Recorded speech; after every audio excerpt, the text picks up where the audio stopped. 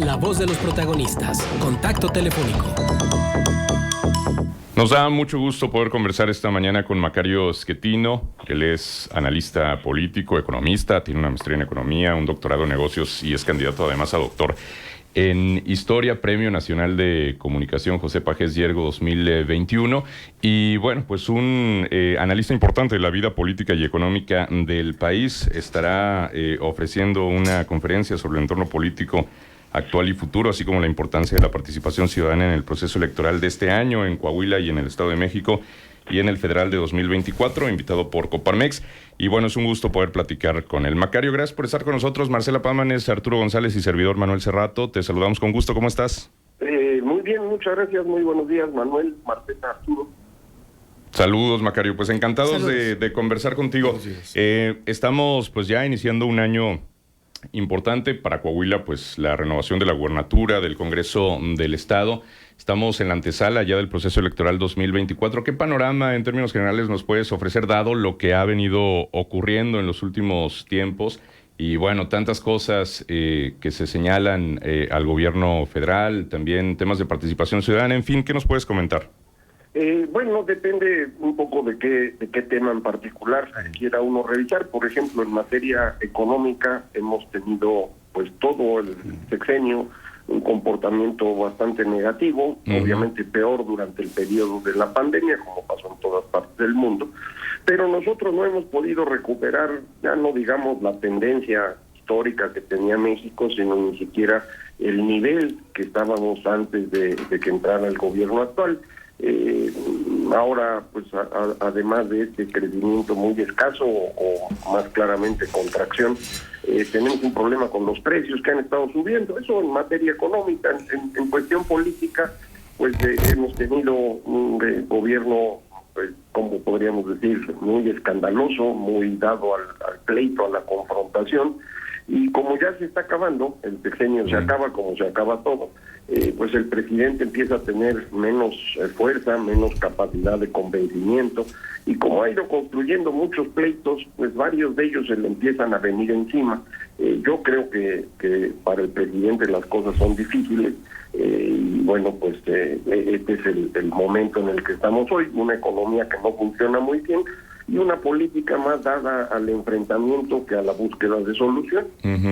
Ahora, Macario, justamente en ese sentido, ¿podría haber una posibilidad de que los partidos opositores aprovecharan ese momento de desgaste del actual gobierno?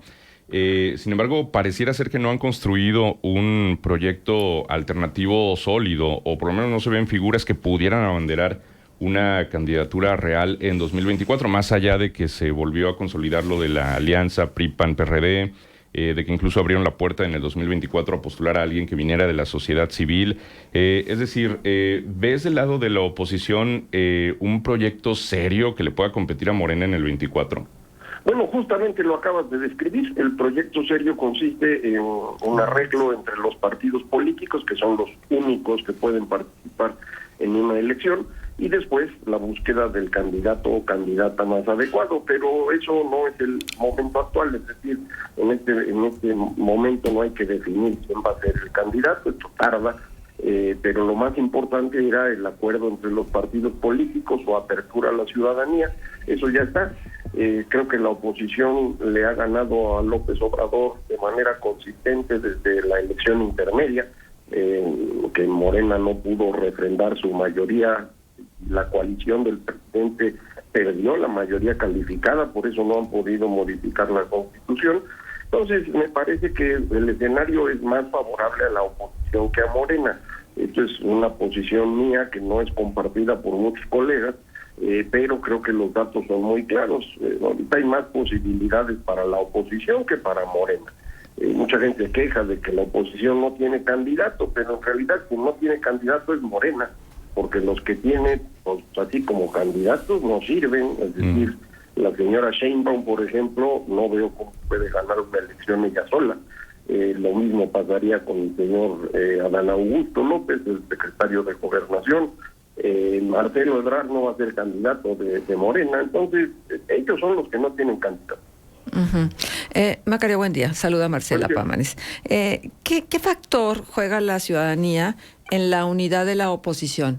Leía el último artículo que se publicó con tu firma y la verdad de las cosas me parece que este es un momento muy importante para reflexionar en torno al papel que juega la participación ciudadana. Yo creo que la ciudadanía es la que ha resuelto el problema. La oposición sirve como mecanismo, pero quien ha cambiado las cosas somos los ciudadanos. Lo hicimos en la elección intermedia a la que ya me referí, la 6 de junio del 21, y lo hicimos claramente en la manifestación pública el 13 de noviembre pasado, exigiendo que pues se mantuviera la democracia funcionando en México, que no estén jugando con las reglas de cómo se llega al poder.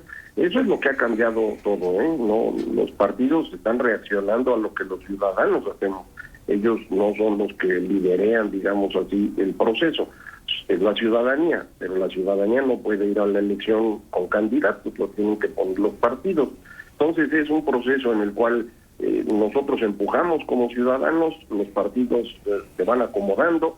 Obviamente ellos traen intereses propios como cualquier organización humana y hay que estarlos presionando, pero creo que hemos funcionado bien así. Uh-huh. ¿De qué manera se construye democracia? ¿Cómo se frena lo que se dice al final de este artículo que vuelvo a citar, la destrucción institucional y cómo se promueve la reconciliación y la reconstrucción? Bueno, para frenar la destrucción se necesita contrapesar el poder y desafortunadamente el señor López Obrador, desde que llegó a la presidencia, se ha dedicado a destruir todas las instituciones para concentrar el poder en su persona.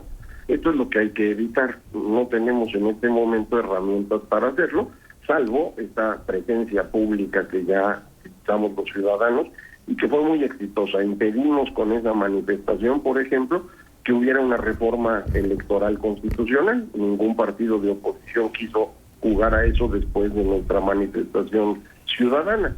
Empezamos ahora a movernos hacia la elección del 24. Cuando esta ocurra, lo que vamos a necesitar es encontrar una forma para empezar a rehacer el marco institucional, volver a contratar gente calificada en el gobierno, volver a darle fuerza a organismos autónomos que López Obrador ha destruido, fortalecer a la Suprema Corte de Justicia, que ahorita va bien, al Banco de México, al Instituto Electoral. Ese es el camino. Uh-huh. Macario, le saluda Arturo González, buenos días. Sí, buenos días. ¿Hasta qué punto esta hiperpersonalización del poder en México con López Obrador termina por complicar cualquier proceso de sucesión, incluso dentro del propio Morena? Pues lo ha destruido él solo, yo coincido con usted. En realidad él no quería sucesión, él quería quedarse ahí. Su objetivo desde el principio era llegar al poder, morirse en el poder. Pero no va a quedar, ¿no? No, ya no pudo. Uh-huh. Eso fue lo que le ganamos con la elección intermedia. Al quitarle la mayoría calificada, le impedimos modificar la Constitución para reelegirse, y por eso esa misma noche del 6 de junio necesitó decidir un sucesor. Se decidió por Claudia Sheinbaum y ha tratado de que ella se convierta en candidata. Pero pues hay cosas que no se pueden hacer. Ella no tiene carisma alguno. López Obrador la quiere usar para hacer una especie de minimato, le digo yo, una copia del maximato que tuvo Plutarco Elías Calles controlando a los 3 presidentes que le siguieron. Eso querría hacer López Obrador, yo creo que no lo va a poder hacer, pero esa es su intención, ¿no? Macario, ¿cómo ve a Coahuila en el marco precisamente de este proceso electoral que ya arrancamos desde el 1 de enero? ¿Y cuáles son las reflexiones que se hacen desde la capital respecto a Coahuila? El Estado de México pues está ahí a un paso, ¿no? Y ya sabemos la relevancia simplemente por la cantidad de electores. Pero Coahuila, ¿cómo lo ven? Bueno, los dos estados, las dos entidades, Coahuila y Estado de México, son los últimos dos que tiene el PRI. Todo lo demás ya lo perdieron, el partido que alguna vez controló el país entero. Los dos estados son enclaves de este partido y pues me parece que la probabilidad de que puedan reiterar el gobierno es elevada, no es menor. En Coahuila en particular, el PRI logró que se hiciera la coalición alrededor de su candidato, y del otro lado, enfrente, pues se dispersó la acción política. Todo el señor Guadiana, candidato de Morena, se sale el señor Mejía para ser candidato del PT, el Partido Verde se separa. Entonces no hay coalición del lado del presidente y la hay del lado de oposición. Esto pues parecería que le da una cierta ventaja a la coalición en principio. Yo creo que va a ser una elección importante, pero me parece que desde ahorita muchas encuestas y la percepción general es que debería la coalición ganar en Coahuila. Ahora, Macario, también, digamos, hay siempre estos señalamientos de que en política nada es casualidad y que hay siempre negociaciones, ¿no? Hay una percepción de que posiblemente se haya negociado por parte de Morena el Estado de México y ceder Coahuila, ¿no? Pero son cosas que se dicen. Ahora, Coahuila es un estado que ha mejorado mucho en materia de seguridad pública, es de los que mejores indicadores tienen en ese tenor. Sin embargo, es un estado que enfrenta un endeudamiento público grave, ¿no? Y que eso condiciona también lo que se puede hacer en materia presupuestaria año con año. En esta bandera del combate a la corrupción, eso ha impactado en los gobiernos locales, esta bandera que defiende tanto el presidente Andrés Manuel López Obrador. Bueno, todas las banderas de López Obrador son mentiras, no, ninguna es cierta, todas las usa simplemente para ganar votos, ni está luchando contra la corrupción, ni le interesan los pobres, ni le importa la soberanía, así es él, ¿no? Es un mentiroso. En el caso específico de esta negociación que comentan, me parecería absurda. Ninguna oposición estaría dispuesta a entregar Estado de México, que es la entidad más grande del país, a cambio de una entidad más pequeña, por muy importante que fuese. Yo creo que se va a competir y creo que en los dos habrá competencia. Yo veo Coahuila de veras una ventaja importante de la oposición, pero en Estado de México yo no veo ventaja de Morena, entonces no veo nada negociado ahí. En materia de corrupción, creo que este gobierno no ha resuelto nada. De hecho, el peor escándalo de corrupción de la historia lo tenemos en este gobierno, en Segalmex, esta organización que se hizo para reemplazar a Conasupo, donde desaparecieron 12,000 millones de pesos y al día de hoy no hay investigación. Entonces, me parece que pues ya hay muchos temas que están diciendo todos los días, porque el trabajo del presidente es de merolico, él se dedica a hablar todas las mañanas de todo lo que hace. Y entonces pues se repiten esos temas, pero hechos yo no veo ninguno. Muy bien, pues hay muchos temas que revisar. Macario, pues ha sido un gusto que nos hayas concedido esta conversación en el marco de la conferencia que ofrecerás, invitado por Coparmex Laguna. Gracias por estar con nosotros.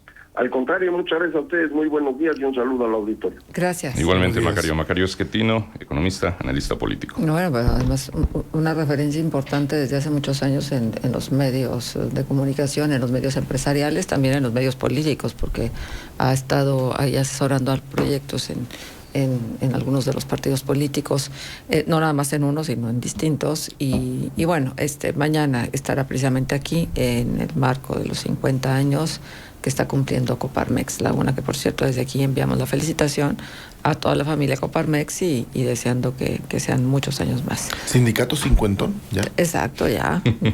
Un sindicato bastante sui generis, ¿verdad? Pero es que es un platicábamos con Pepe Medina Mora el sábado pasado, lo platicábamos con Luis Rey Delgado y con el mismo Jorge Reyes Casas, que estuvo muy interesante el nacimiento de Coparmex y sobre todo también la llegada de estos hombres que necesitaban agruparse, ¿no? Y tener la posibilidad de rebotar ideas desde esta confederación patronal. Son las 8:22, vamos a la pausa comercial y volvemos. Contextos.